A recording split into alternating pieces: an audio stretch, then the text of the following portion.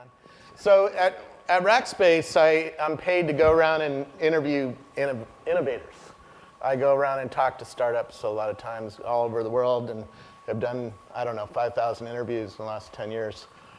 And about 20 months ago, I started noticing a pattern, or a series of patterns. It was really 5 patterns all happening at the same time. And other people were noticing the individual patterns. Some people called it the Internet of Things. Some people focused on social media. Some people focused on location. But I saw developers were starting to snap together the 5 things. So let's talk about what the 5 things are that make this age of context. So next.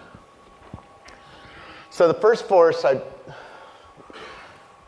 you got to go next. Next. Thank you.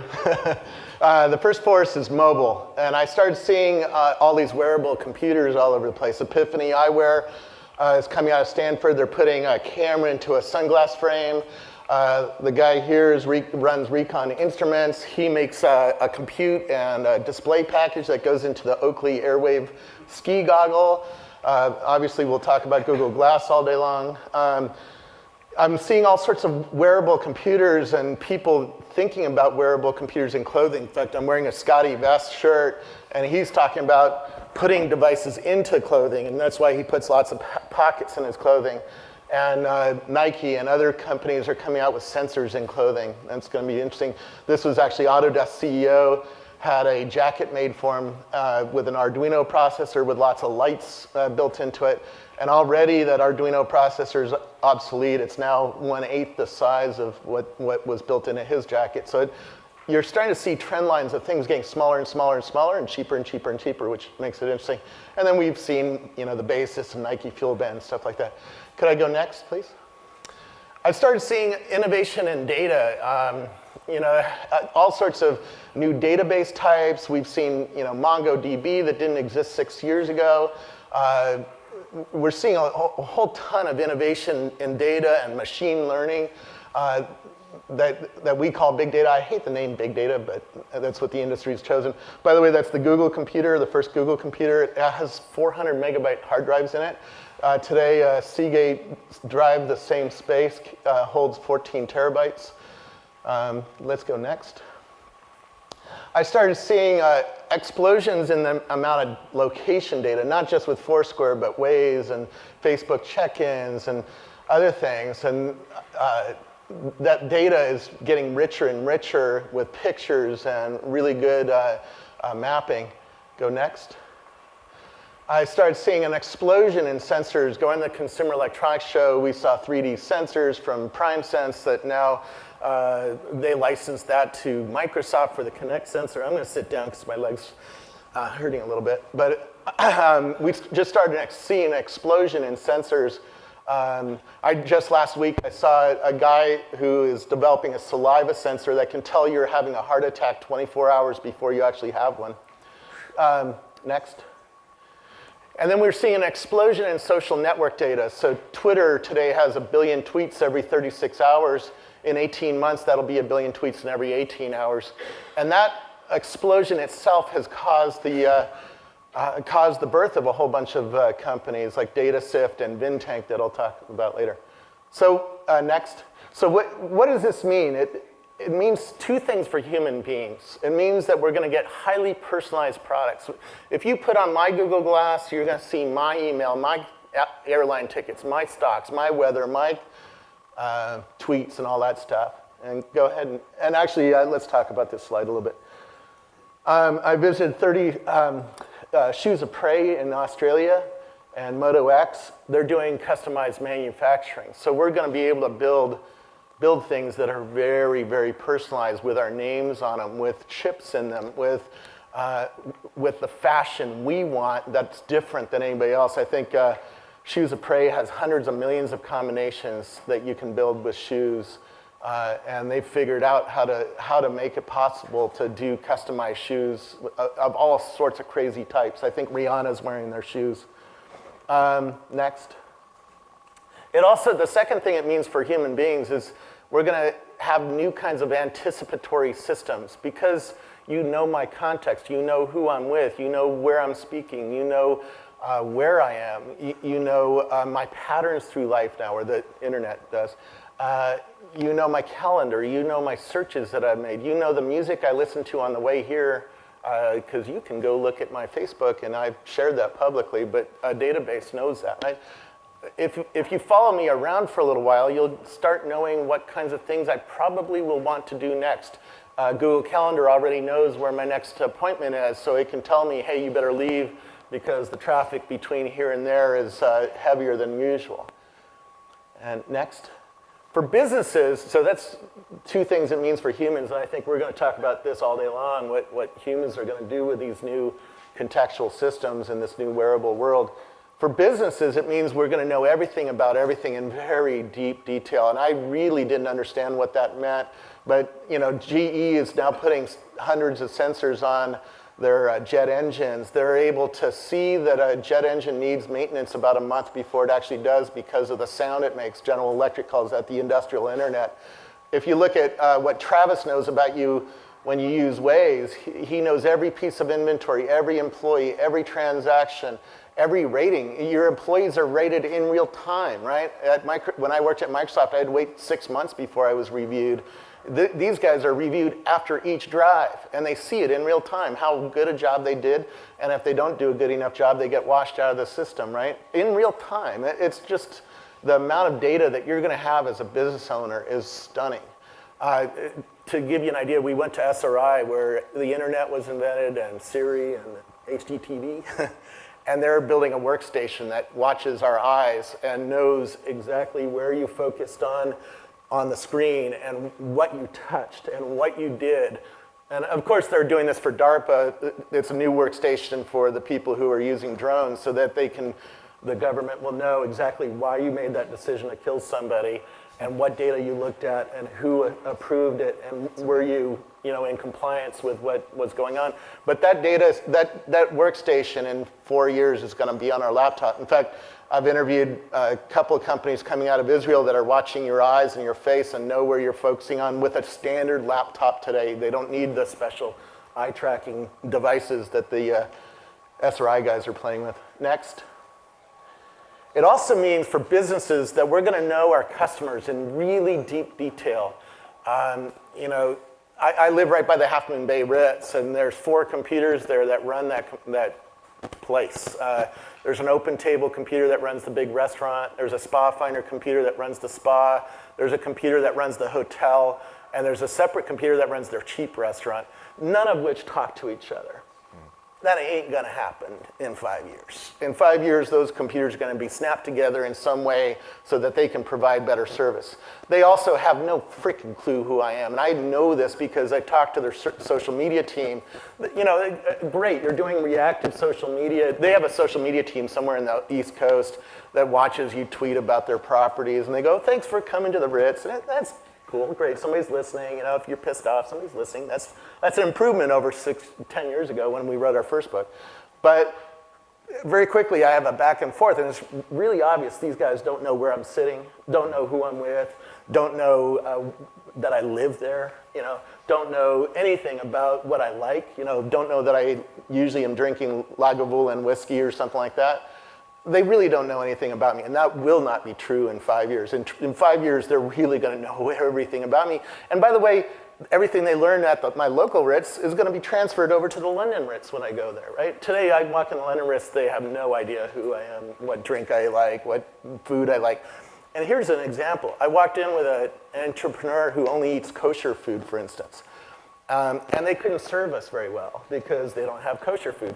Talking to the waiter, he's like, well, if I knew that 24 hours ago, I could have had something shipped in for you. In 5 years, that meal will be there automatically because they'll know our patterns through life. They'll know that guy put on his calendar going to the Ritz with Scoble, a week from now, right? Next.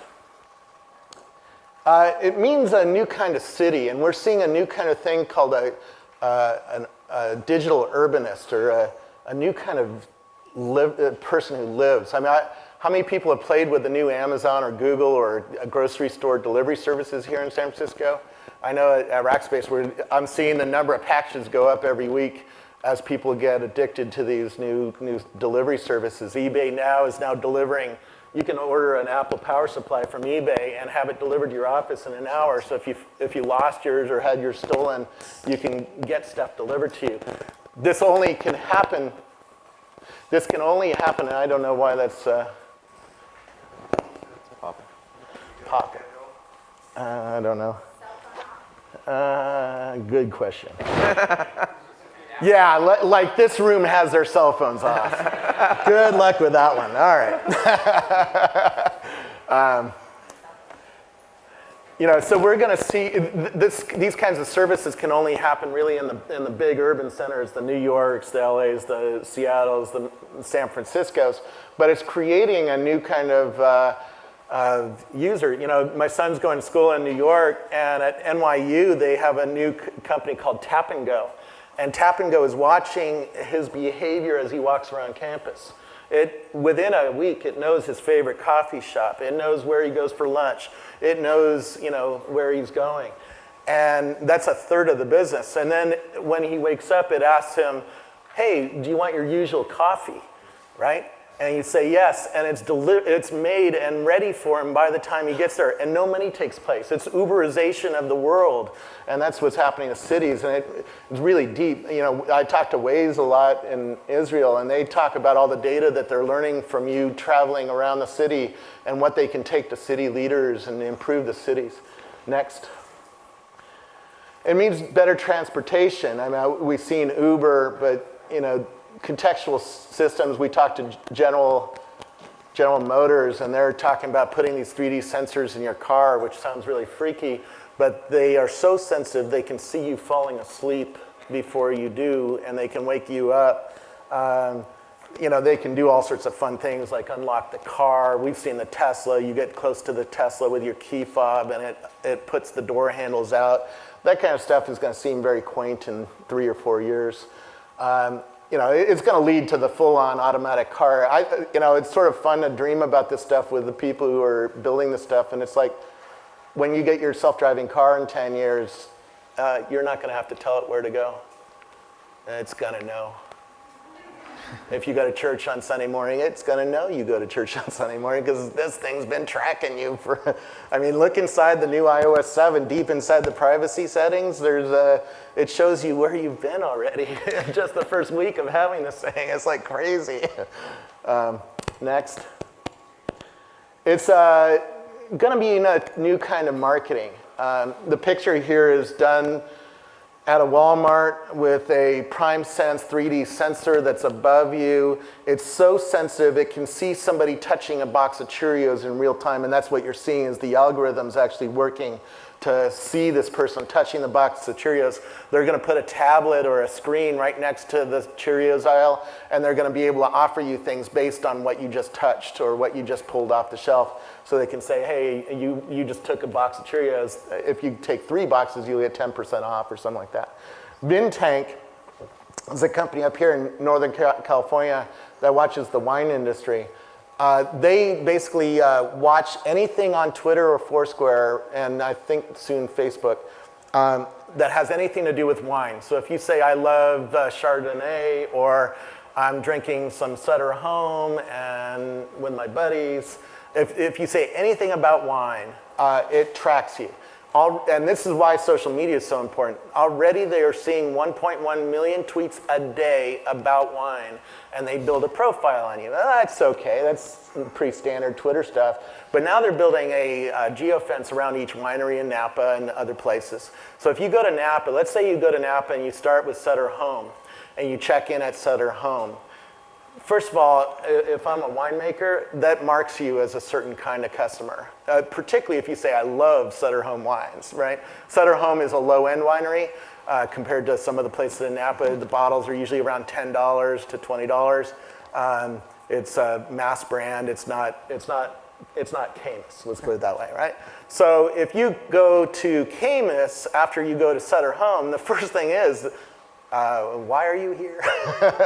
No, they don't want to freak you out. They'll ask you, do you like that Sutter Home stuff? And you go, and if you say yes, then they'll pull out their cheaper wines, and they'll know that you're probably not going to be a really big consumer of Caymus.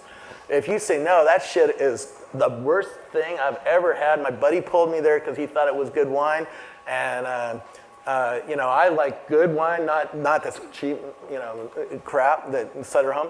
Now that you get thrown into the good wine tour, right, where they pull out the $200, $300 bottles of wine there.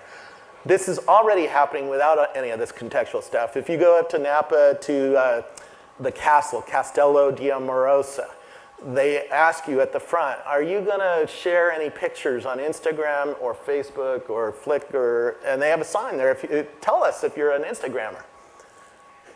Well, if you're an Instagrammer, they put you on a separate tour than if you are just there to drink wine. Why? Because they spent, I don't know, $10 million on their castle, and they have special areas and special tours that are visual, that help explain their brand. And if you have 100 followers on Instagram, they want to make sure that you take good pictures to share with your friends, so your friends all go, I need to go to the castle when I go to Napa. They have a dungeon, for instance, downstairs that you might not learn about if you're just there to drink wine, right? If you're just there to drink wine, they just go straight into the wine tasting room and try to get your money. But if you're there for Instagram and for Foursquare, they have a dungeon downstairs. Now, what's funny is none of your cell phones work down there. So they put Wi-Fi hotspot down there, and they put a special Foursquare check-in, so you can check in the dungeon and take a picture of you on the rack being tortured, that kind of stuff, right? This is pinpoint marketing. This is marketing that's very customized, very personal. And you know, I don't know if you caught the new, and actually let me go next because I'm going to talk about low energy Bluetooth in a second. We'll talk, yeah, here's the low energy Bluetooth. Did you see the Baseball Association is going to put low energy Bluetooth radios into each stadium with Apple Computer starting next season? And I don't know, how many people have a low energy Bluetooth radio on them? Do you know? Yeah, it's on your phone. That's a good answer. Do you have one separate from your phone? Do you have one of the little buttons yet, like an Estimote? Yeah. You will soon, or they will be sprayed throughout the world within 18 months.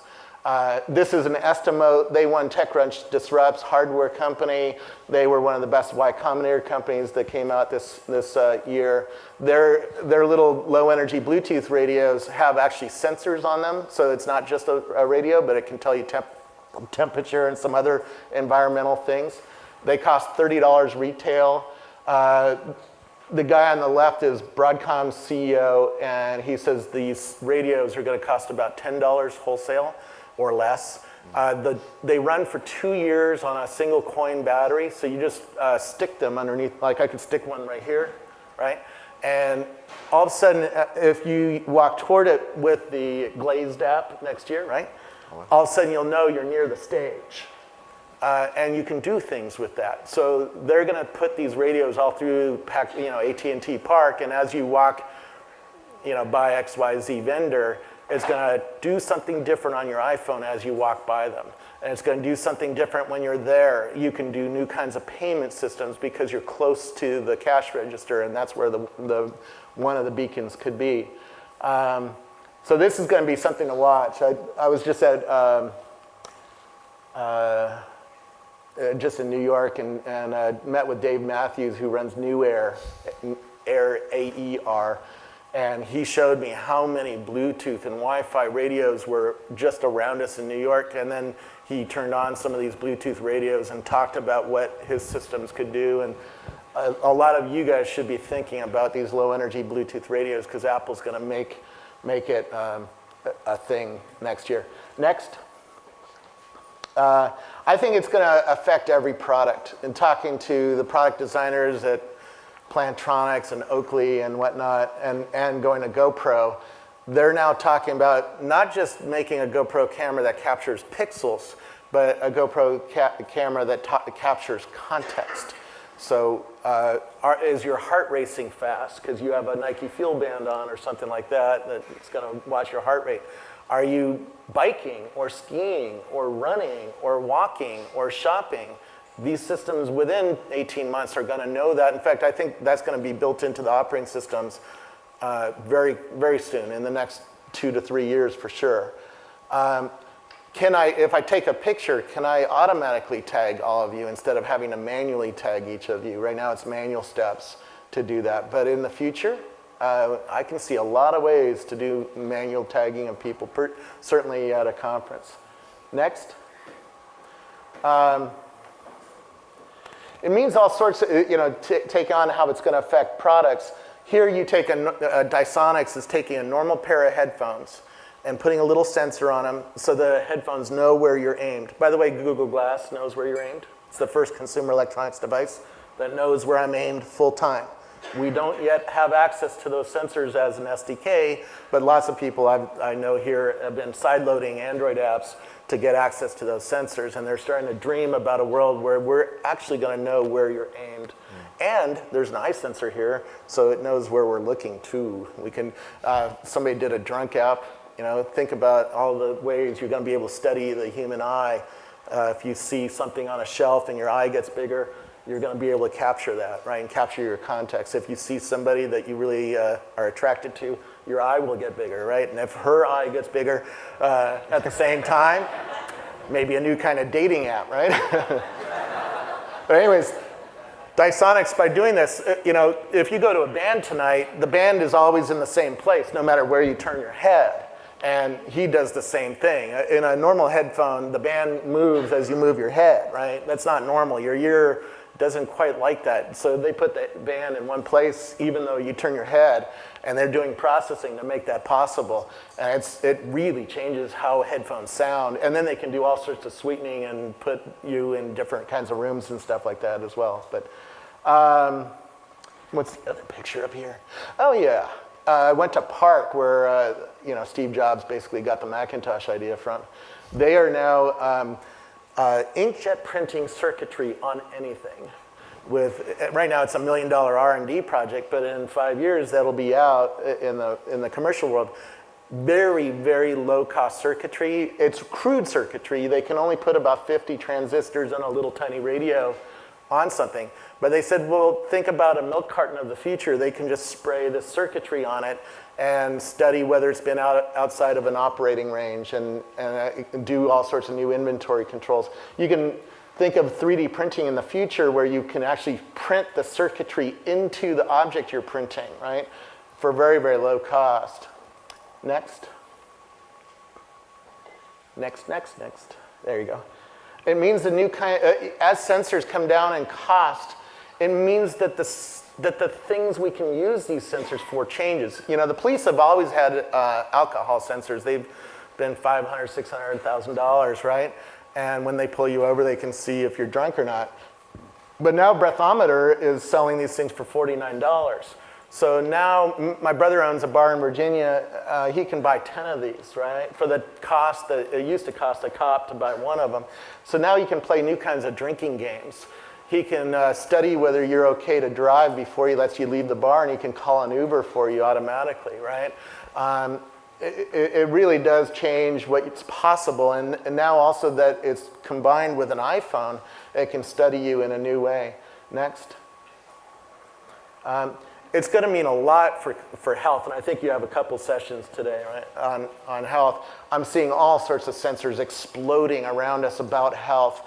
My friends who are asthmatics have sensors on their asthma bottles, and it's studying their patterns through life. And it studies even if a child keeps getting asthmatic attacks in a certain neighborhood, that there's too much pollution in that neighborhood, and this has actually happened. They move the path of the child a couple blocks away so they avoid the pollution, and their incidence of using the medicine goes down.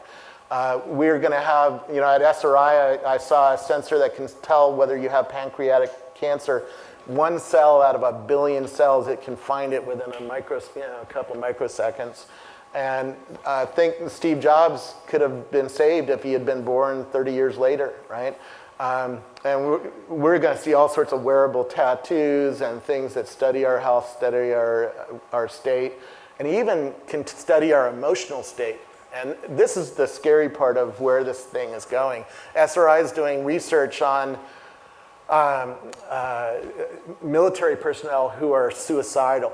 And all they have you do is read a passage of 200 words of text. Everybody reads the same passage of text, and they can already tell within a pretty good degree of certainty whether you're so depressed enough you're going to commit suicide.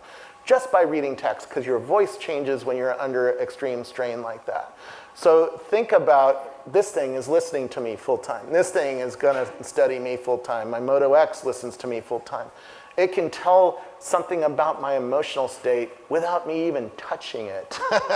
And if you think that's not coming, well, I was wearing a galvanic skin response sensor at the Next Web, and it studied how nervous I was on stage. The guy who invented the sensor was standing next to me with an iPhone, and he had a graph in real time of how nervous I was. And that was cool, because then I could calm down and work on my mind, right?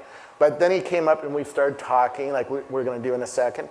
And he started talking to me about the red light district, because this was in Amsterdam, and my nervous system spiked back up. And I'm like, oh shit, this world is in my head, and this is a new kind of privacy problem. And I think that's actually the next slide. Next. Yeah, and that brings us to our conversation. Our privacy, our understanding of what privacy is about to shift, because we've never had the ability to study somebody's eyes full time before. We've never had the ability to put a galvanic skin response sensor on us full time. We've never had a 9-axis accelerometer full time on my iPhone watching me, stalking me, following me around. We've never had this understanding of the world before. And that's going to lead to a new kind of privacy, and it's going to be really interesting to watch some of the panels today to see where the innovators who are here are thinking about taking this world, because it's going to be a freaky world. So next, you can put it on the last slide. Yeah. Oh, we have a couple more. So yeah, that's the 3D sensor. This game that people are playing in New York subways records video while you're playing the game and sees the sentiment of the eyes. This is done by Ellen DeGeneres. And Dave Matthews' screen is over on the left, and Snowden, of course. Next. And I think that should be the end. Yeah. So are you freaked out? I think everyone here is less freaked out, a little bit super excited. Probably a mix of you being on stage and also we want 2034 to come sooner. Yeah. And this is a lot of what this conference is about. What are the barriers, the biggest barriers and the biggest obstructions to this? And if you could wave a magic wand. Utility. Utility. Utility. As we provide more utility to people, as they see there's a benefit to wearing a Google Glass or an iWatch or a Pebble Watch or something in our shoes, they'll use it, right? But right now it's early days. It's like I just got the Apple. I remember unboxing the Apple II in 1976, and it had a cassette tape drive and it had no software. You couldn't buy any software. There was no software. And it cost $3,000. It was really expensive back in 1976, $77, right? And yet we started dreaming about a new world and started dreaming about what could come because of this new box that was in front of us. And that's how I feel about this. It's expensive. There's no software. Google hasn't even turned on the sensors yet. There is a sensor firing full time as I look around. Developers are really struggling to do anything with that so far because there's not a good SDK. We don't know how these things are going to be distributed. We don't really know how Google is going to monetize this thing. So a lot of developers are like, but we're dreaming, and that's the important part. And dreams lead to code, lead to utility. When there is utility, we know people will use it. Credit card, and I know this, I remember using a credit card in Starbucks, and then people in line were yelling at me, what the fuck are you doing, wasting our time, why don't you pay cash like everybody else? I'm like, dude, I'm gonna pay credit card, deal with it. Yeah. And now everybody pays credit card in a Starbucks, or a lot of people do. And it's accepted, right? Because there's utility there. Credit cards were the largest gifting of private information to a company that the world has ever seen, right? Visa knows everything about me. They know where I shop, who I'm, where I am all the time, right? And we give that privacy up to get that utility. So all the arguments about privacy and people, they're retardants. But I think as people are going to be freaked out, and that's why we wrote a whole chapter in our book about it. But I think as you all deliver utility for these things, people will get over it and start using them. Right. So I firmly believe that at least a few of these people in the audience are going to be the ones that actually push your vision to the future.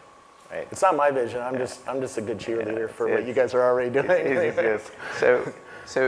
So what is some, like, because it's going to be hard. Like, there's a significant fragmentation in the marketplace. There's not a whole lot of money. The market is not very big. Yeah. These entrepreneurs are here. They're getting out on a limb. Steve Wozniak's own boss at HP told him nobody would buy a personal computer. I've heard this before. Yeah. I'm not too worried because there's already enough utility for me to wear this every day of my life. I know as you guys build new games and new services and new systems that use this, I'll be more and more excited, and I'll be able to show it to more and more people and say, hey, just got a new app, got new utility, and we're just waiting for the spreadsheet. We haven't seen the spreadsheet yet. We haven't seen the IBM PC version of this thing, right? If we're talking back through the PC world, we haven't seen the Macintosh version of this. We haven't seen a lot, right? This is going to be a 20-year thing. All right, one last question. We'll let you go. We'll let everyone catch you. Are you going to be here till lunch? When are you actually? Around noon, 1 o'clock. Okay, so no one mad rush Robert when he leaves, because we've got a lot of really exciting stuff. Because he'll be around, and he's always super great to talk to people. One last thing, you have everyone is riveted right now. What is that one piece of advice that you could give them when it's going to be tough, when they're building this stuff, when it's going to be hard? Study great innovators who've done companies. Go and talk to Airbnb. It took 1,000 days for their business to start working.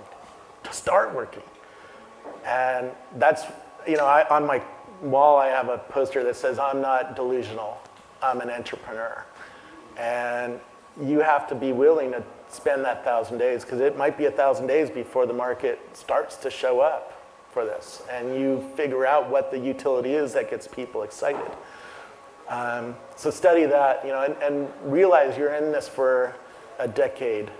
When I first met Evan Williams back in 2000, he was broke. He laid off all his developers. The industry was sucking air, right? There was no money. I was laid off. Everybody was we all went to a Dana Street Cafe in Mountain View and hung out together, and we're all like broke. And yet, I knew he was going to be interesting. I didn't know he was going to be a billionaire, but I knew he and other people in the room were going to be interesting because they took a decade-long approach. They said, we are building tools and systems for people that will take a decade to happen. And he's still talking like that, even though he's a billionaire now, right? And that's what it takes. So this is going to be a long haul. Wearables is going to, you see the trend lines. The trend lines are going to keep washing new and newer things at us. I just talked to the team building Meta, which is a 2-screen wearable, and he says it's happening faster than I thought it would. The sensors are getting cheaper and smaller. They're getting more robust. There's more sensors for more data. The screens are getting sharper because of the investments in these. 900 million people are going to buy a smartphone this year, right? And that means the industry has a lot of R&D money to make things smaller and cheaper and faster and new capabilities, because there's a lot of pressure to make something new for Apple and for Google, right? That's great. Okay, well, thank you so much for spending life with us. It was great. Thanks. Looking forward to the rest of the day. Thank you.